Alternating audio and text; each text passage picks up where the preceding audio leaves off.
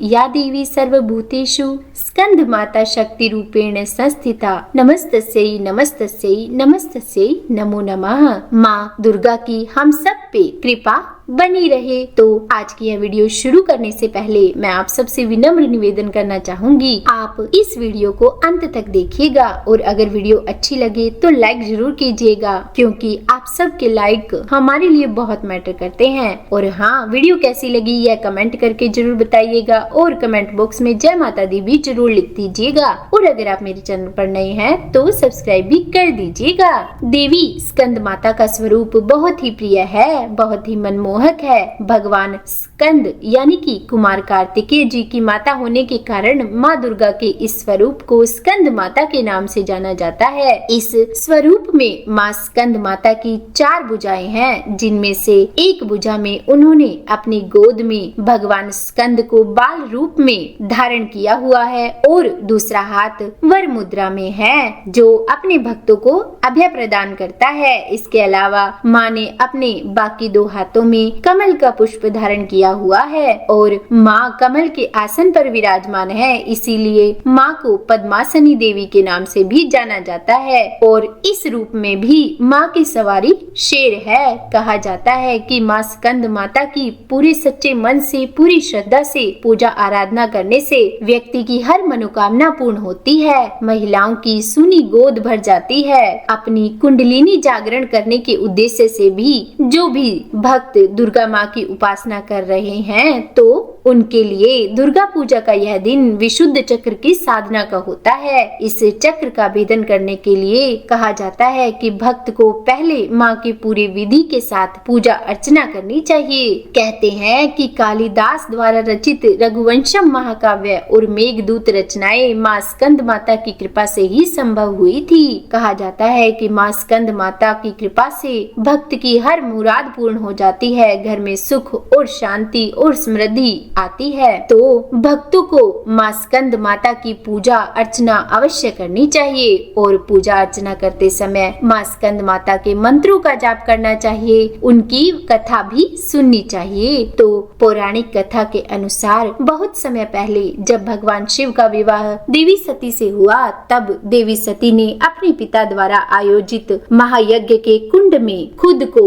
युगाग्नि में भस्म कर दिया और जिससे भगवान शिव बहुत ही क्रोधित हुए और उन्होंने सब कुछ त्याग दिया और वे देवी सती के वियोग में गहन तपस्या में चले गए। कहते हैं तब ताड़का नामक एक राक्षस ने देवताओं पर आक्रमण करके उन्हें परेशान करना आरंभ कर दिया, उन्हें सताना शुरू कर दिया। अब क्योंकि ताड़कासुर को अपने अंत का कोई भय नहीं था और उसका कारण था भगवान शिव से मिला उसे वरदान, क्योंकि उसने अपनी गहन तपस्या से भगवान शिव को प्रसन्न करके उनसे यह वरदान मांगा था कि उसका वध केवल भगवान शिव के पुत्र द्वारा ही हो सके। और अब ताड़कासुर बिल्कुल भय रहित था, क्योंकि भगवान शिव फिर से वैराग्य लेकर तपस्या करने चले गए थे और ताड़कासुर का वध भगवान शिव के पुत्र के बिना नहीं हो सकता था। इसीलिए ताड़कासुर ने अपना आतंक फैला दिया। उधर जब देवी सती माँ पार्वती के रूप में जन्मी तो उन्हें अपने पिछले जन्म के बारे में कुछ भी याद नहीं था।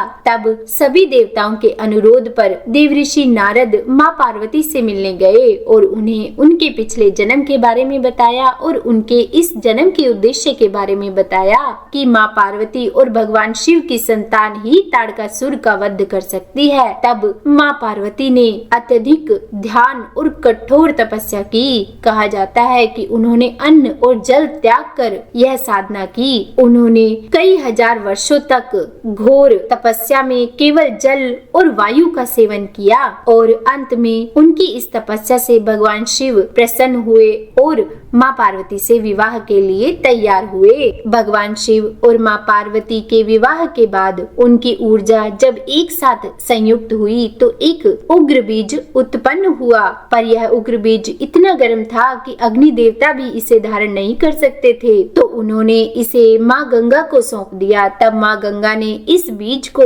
सुरक्षित रूप से संभाला और फिर उसके बाद उन्होंने इस बीज को रीठा के जंगल में बो दिया, जहाँ पर 6 बहनों जो कि कृतिकाएं थी, उन्होंने उस बीज की देखभाल की। और जब वह बीज उन 6 बहनों तक पहुँचा था तो वह 6 भागों में बंट गया था और फिर समय के साथ वे 6 बीज 6 बच्चों के रूप में बदल गए और फिर उन 6 कृतिकाओं ने माता के रूप में उन 6 बच्चों की देखभाल की और बाद में भगवान शिव की कृपा से वह 6 बच्चे एक रूप में बदले और भगवान स्कंद तथा कुमार कार्तिकेय कहलाए। और फिर जल्द ही भगवान स्कंद को भगवान शिव और माँ पार्वती ने एक योद्धा के रूप में प्रशिक्षण दिया। उसके बाद देवताओं की सेना का सेनापति कुमार कार्तिकेय को बनाया गया और फिर उन्हें तारकासुर से युद्ध करने के लिए विशेष अस्त्र और शस्त्र दिए गए। और अंत में जब भगवान स्कंद और तारकासुर के बीच युद्ध हुआ तो कुमार कार्तिकेय ने तारकासुर का वध कर देवताओं और पृथ्वी लोक को भय मुक्त किया।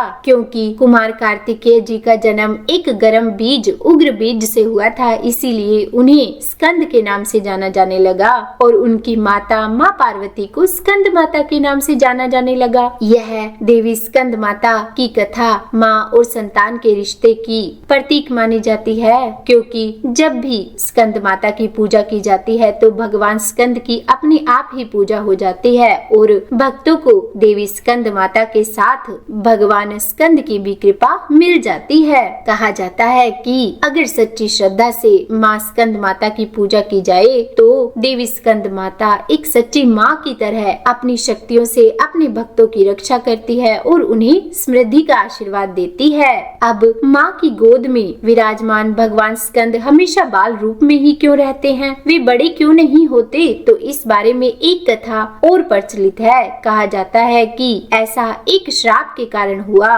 कहते हैं एक बार भगवान शिव ने देवी पार्वती जी से कहा कि उनका चौसर खेलने का मन है। भगवान शिव की इच्छा पूरी करने के लिए माँ पार्वती जी उनके साथ चौसर खेलने लग गई। इस खेल में भगवान शिव अपना सब कुछ हार गए और पार्वती जी से हारने के बाद भगवान शिव अपनी लीला रचते हुए पत्तों के वस्त्र पहनकर गंगा तट पर चले गए। जब भगवान शिव और पार्वती जी के पुत्र कार्तिकेय को इस बारे में पता चला तो वे माँ पार्वती के पास भगवान शिव का सामान लेने आए। भगवान शिव का सामान वापस लेने के लिए कुमार कार्तिकेय जी ने भी माँ पार्वती के साथ चौसर खेला। इस बार कार्तिकेय जी ने पार्वती जी को हरा दिया और भगवान शिव का सारा सामान ले आए। अब कुमार कार्तिकेय के जाने के बाद माँ पार्वती चिंतित हो उठी कि पति भी दूर चले गए और सारा सामान भी गया और माँ पार्वती उदास हो गई। जब भगवान गणेश ने माँ पार्वती को उदास देखा तो उन्होंने उनसे इसका कारण पूछा। तब माँ पार्वती ने उन्हें सब कुछ बता दिया। अपनी माता की बात सुनकर गणेश जी भगवान शिव के पास चौसर खेलने गए और फिर वो खेल में जीते और उसके बाद माँ के पास पहुँचे। तब माँ पार्वती ने गणेश जी से कहा कि तुम्हें अपने पिता को अपने साथ लाना चाहिए था। यह बात सुनकर गणेश जी फिर से भगवान शिव की खोज में निकल गए। अब की बार गणेश जी की मुलाकात भगवान शिव से हरिद्वार में हुई। वहाँ भगवान शिव भगवान विष्णु और कार्तिकेय जी के साथ भ्रमण कर रहे थे। तब गणेश जी ने भगवान शिव को वापस कैलाश चलने के लिए कहा, पर भगवान शिव ने कैलाश चलने से मना कर दिया। इधर भगवान शिव के भक्त रावण ने बिल्ली का रूप धारण कर गणेश जी के वाहन मूषक को डरा दिया और मूषक गणेश जी को वहीं छोड़कर भाग गए। उसके बाद भगवान शिव के कहने पर विष्णु जी ने पासा का रूप धारण कर लिया और तब भगवान शिव ने गणेश जी से कहा कि हमने नया पासा बनवाया है, यदि तुम्हारी माता फिर से मेरे साथ चौसर खेलने के लिए सहमत हो तो मैं वापस चलूंगा। गणेश जी ने भगवान शिव को पार्वती जी की तरफ से चौसर खेलने का आश्वासन दे दिया। भगवान शिव की फिर से चौसर खेलने वाली बात को सुनकर देवी पार्वती हंसते हुए बोली कि अब तो आपके पास कोई चीज शेष बची नहीं है जिससे आप चौसर खेलेंगे। यह बात सुनकर पास ही खड़े नारद जी ने अपनी वीणा आदि सामग्री भगवान शिव के हवाले कर दी और इस बार खेल में भगवान शिव जीतने लगे। भगवान शिव को जीतता देखकर गणेश जी को सब समझ आ गया कि यह माया भगवान विष्णु की रची हुई है। तो उन्होंने माँ पार्वती को विष्णु जी का पासिक का रूप धारण करने का रहस्य बता दिया। यह सुनकर माँ पार्वती बहुत अधिक क्रोधित हुई और उन्होंने भगवान शिव को श्राप दिया कि गंगा की धारा का बोझ उनके सिर पर सदैव बना रहेगा। क्रोध में माँ पार्वती ने नारद जी, विष्णु जी और कार्तिकेय जी को भी श्राप दे डाला। नारद जी को श्राप मिला कि वह कभी एक स्थान पर टिक नहीं पाएंगे। वहीं भगवान विष्णु को श्राप दिया कि रावण ही आपका शत्रु बनेगा और रावण को श्राप मिला कि विष्णु जी ही तुम्हारा सर्वनाश करेंगे। और अपने पुत्र कार्तिकेय जी को माँ पार्वती से हमेशा बाल रूप में रहने का श्राप मिला। और इस तरह माँ पार्वती जी के द्वारा दिए गए श्राप सभी को भुगतने पड़े। तो यह थी स्कंद माता की कथा। देवी स्कंद माता की पूजा करने और कथा पढ़ने और सुनने से संतान सुख की प्राप्ति होती है। स्कंद माता की कृपा से मूढ़ भी ज्ञानी हो जाता है। तो हर भक्त को स्कंद माता की पूजा अवश्य करनी चाहिए। उम्मीद है आज की ये वीडियो आपको पसंद आई होगी। अगर अच्छी लगी हो वीडियो तो कमेंट करके मुझे जरूर बताइएगा और लाइक एंड शेयर जरूर कीजिएगा। और चैनल पर नए हैं, अभी तक सब्सक्राइब नहीं किया है तो सब्सक्राइब भी कर ही दीजिएगा। और हाँ, कमेंट बॉक्स में जय माता दी जरूर लिखिएगा। तो बोलिए जय माता दी।